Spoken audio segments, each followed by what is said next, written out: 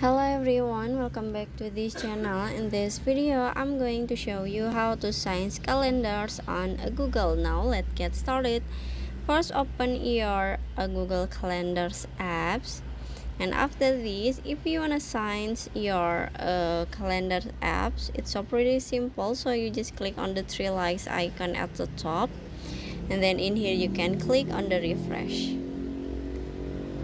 Okay, and after this in here you can waiting until the process has been finished. Okay, so that's how to sign a calendars for on a Google apps. I hope you found this video to be helpful. If you enjoy the content, please consider like, comment and subscribe down below. Bye bye.